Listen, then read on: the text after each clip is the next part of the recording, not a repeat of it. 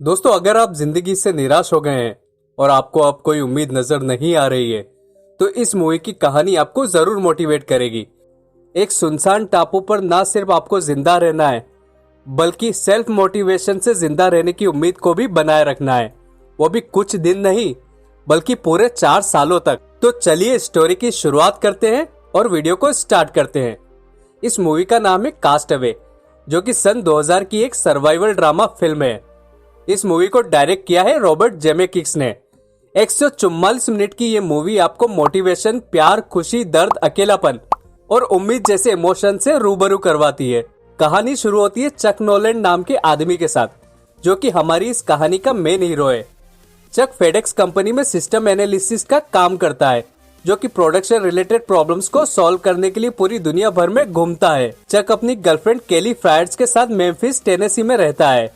चक अपनी गर्लफ्रेंड केली से बहुत ज्यादा प्यार करता है और केली भी उससे प्यार करती है, लेकिन चक के पास टाइम ना होने के कारण ये दोनों अपने रिश्ते को आगे नहीं बढ़ा पाते हैं। क्रिसमस के टाइम चक को मलेशिया में एक प्रॉब्लम को सॉल्व करने के लिए बुलाया जाता है। चक के जाने से पहले केली उसको गिफ्ट में अपने दादाजी की पॉकेट वॉच देती है, जिसमें कि केली की तस्वीर लगी होती है। ये गिफ्ट लेकर चक केली को एक छोटा सा बॉक्स गिफ्ट में देता है और उससे कहता है कि इसको न्यू ईयर की शाम को खोलना। साथ ही वो केली से ये वादा भी करता है कि मैं न्यू ईयर की शाम से पहले वापस आ जाऊंगा। बेचारा चक ये नहीं जानता है कि हम जो सोचते हैं वो होता नहीं है और जो होता है वो हम सोचते नहीं है।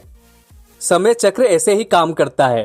चक जिस फेडेक्स कार्गो प्लेन से जाता है, वो प्लेन एक खतरनाक तूफान के कारण पैसिफिक ओशन में क्रैश हो जाता है और चक को छोड़कर बाकी सभी साथी मारे जाते हैं।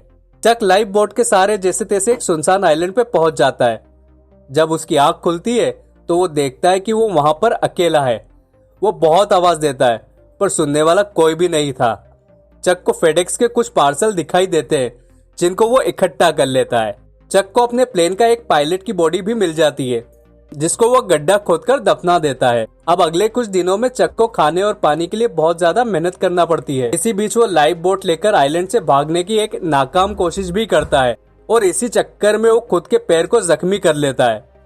जब चक को किसी भी मदद के मिलने की उम्मीद खत्म हो जाती है और उसको लगने लग जाता है कि अब कोई नहीं आ सकता मेरी हेल्प करने के लिए, तब वो फेडेक्स के एक पार्सल को छोड़ के, जिसमें कि गुलाबी परी के पंख बने होते हैं, बाकी जितने भी पार्सल होते हैं उन सभी को खोल लेता है, इसी उम्मीद में कि शायद कोई काम की चीज मिल जाए। पार्सल से चक को आइस के स्केट्स मिलते हैं, एक नेट वाली ड्रेस मिलती है और एक विल्सन कंपनी की वॉलीबॉल मिलती है। इसके बाद हमारा हीरो चक नारियल खाकर और उसका पानी पीकर दिन निकालता है, पर उसके दांत में बहुत ज्यादा दर्द होने के कारण वो ज्यादा दिनों तक नारियल नहीं खा पाता है। इसीलिए चक खाने के लिए मछली पकड़ता है और लकड़ी का भाला बनाकर केकड़ा पकड़ता है।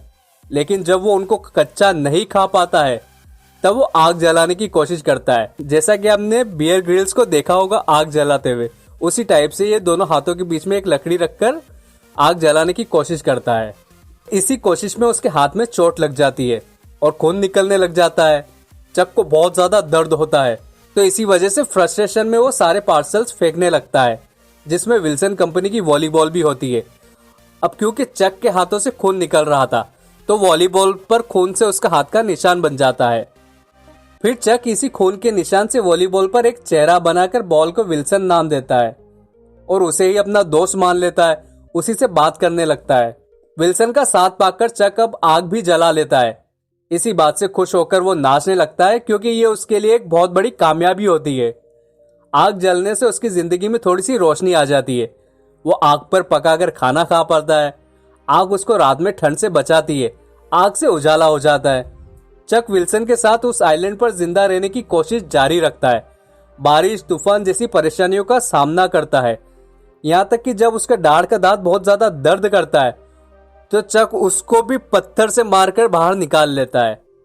हालांकि इससे उसको बहुत ज्यादा दर्द होता है और वो बेहोश तक हो जाता है। और हो भी क्यों ना, जब हम प्रॉपर तरीके से किसी डेंटिस्ट के पास जाकर दांत निकलवाते हैं, तब भी हमारी हालत खराब हो जाती है। फिर पत्थर से दांत निकालना तो बहुत बड़ी बात है। इसी तरह 4 साल निकल जाते हैं, पर चक अब अपनी खराब हालत के साथ उस वीरान आइलैंड पे जिंदा रहना सीख जाता है। पर वो वापस लौटने की उम्मीद नहीं छोड़ता। उसका मानना यह है कि मेरा यहाँ फंसना मेरे हाथ में नहीं था, लेकिन मैं कैसे मरूंगा ये मेरे हाथ में है और मैं यहाँ पर नहीं मरूंगा। अब चक एक बेड़ा बनाने की सोचता है, जिसके लिए वो लकड़ी की छाल से रस्सी बनाता है। तभी उसको ये बात याद आती है कि उसने मरने की कोशिश भी की थी। हालांकि ये सीन हमको मूवी में नहीं दिखाया गया है। आखिरकार कई महीनों की मेहनत के बाद चक एक बेड़ा यानी कि लकड़ी की टेम्परेरी नाव बना लेता है और कुछ नारियल, थोड़ा सामान और गुलाबी परी के पंख वाला पार्सल और विल्सन के साथ निकल पड़ता है असीम समुद्र में घर वापसी की उम्मीद लिए, जहां चक को तूफानों का सामना करना पड़ता है।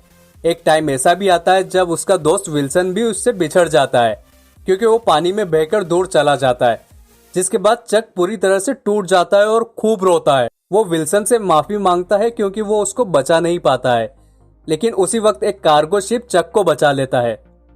इसके बाद 4 वीक बाद का सीन बताते हैं, जब चक को एकदम साफ सुथरी हालत में दिखाते हैं, जिसके बाद उसको पता चलता है कि उसको सबने मरा हुआ मान लिया था और उसका फनेरल यानी कि शोक भी मना लिया था।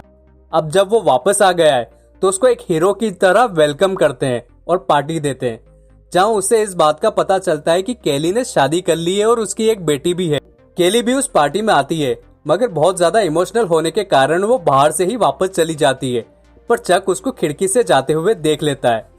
रात को चक केली से मिलने उसके घर जाता है, जहां उसके डोरबेल बजाने से पहले ही केली उसके लिए दरवाजा खोल देती है और उससे कहती है कि मुझे पता था कि तुम आओगे। यार, इन दोनों के बीच में इतना ज्यादा प्यार होने के बावजूद भी ये कभी एक नहीं हो पाते हैं। इसके बाद वो आखिरी बार एक दूसरे से मिलते हैं। दोनों एक दूसरे को किस करते हैं और अपने प्यार का इजहार करते हैं, लेकिन उन दोनों को ही ये फील हो जाता है कि केली अपनी फैमिली को नहीं छोड़ सकती है, इसीलिए वो दोनों अलग हो जाते हैं। चक अब वो गुलाबी परी के पंख वाला पार्सल उसके एड्रेस पे डिलीवर करने जाता है, जहां उसको कोई नहीं मिलता है, तो पार्सल को दरवाजे पर एक नोट के साथ छोड़ देता है। उस नोट में ये लिखा होता है कि ये पार्सल ने मेरी जिंदगी बचाई है। फिर वो अपनी गाड़ी लेकर चला जाता है और एक चौराहे पर रुकता है, जहाँ एक पिकअप ट्रक में एक लड़की आती है, जिसको लगता है कि चक को शायद रास्ता नहीं मिल रहा है और रास्ता भटक गया है, तो उसको रास्ता बताने के लिए रुक जाती है और चारों रास्तों की उसको इन्फॉर्मेशन देकर चली जाती है। जब वो जा रही होती है तब ट्रक के पीछे बनी गुलाबी परी के पंख चक देख लेता है और फिर वो भी उसी तरफ चला जाता है और मूवी यहीं खत्म हो जाती है। तो दोस्तों, कैसी लगी आपको ये कहानी मेरी जुबानी? कमेंट करके जरूर बताएं, और अगर ये वीडियो पसंद आया हो तो प्लीज वीडियो को लाइक कर दीजिएगा।